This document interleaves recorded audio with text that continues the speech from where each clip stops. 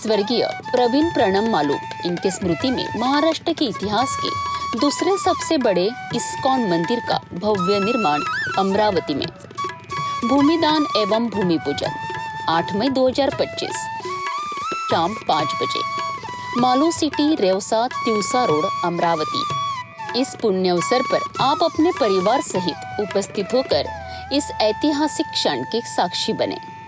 मैसूरच्या उन्हात कोरडं वातावरण आणि अंगातून घाम काढणारी उष्णता, परंतु अचानक आभाळ दाटलं आणि अकोल्यावर अवकाळी पावसाचं मोठं संकट आलं। पावसानं गारवा तर दिला, परंतु सोबतच वादळानं शेतकऱ्यांच्या पिकांवर घाव घातलाय। अकोटपासून अकोला शहरापर्यंत पाऊस आणि वाऱ्यांनी घातलेल्या थैमानामुळे शेतकरी हादरला आहे।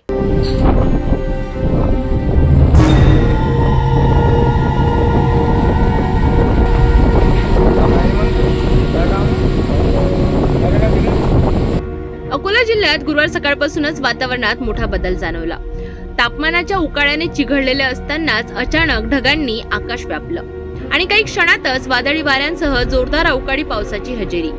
अकोट तालुका, अकोला शहर आणि परिसरात विजा चमकत वारं सुटलं आणि जोरदार सरी पडत होत्या।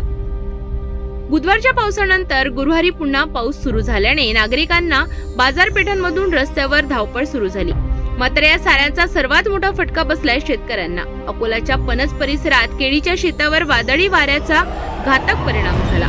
केळीची झाडं जमीनदोस्त झाली, अनेक हेक्टरचं नुकसान झालं। शेतकऱ्यांनी हवालदिल होऊन पावसाकडे आणि सरकारकडे पाहणं सुरू केलंय। या नुकसानाची भरपाईसाठी शेतकऱ्यांनी प्रशासनाकडे मागणी केली आहे। अवकाळी पावसाचे हे संकट अकोल्यावर पुन्हा ओढवलंय। शेतकरी संकटात आहे, पिकांचं नुकसान झालंय।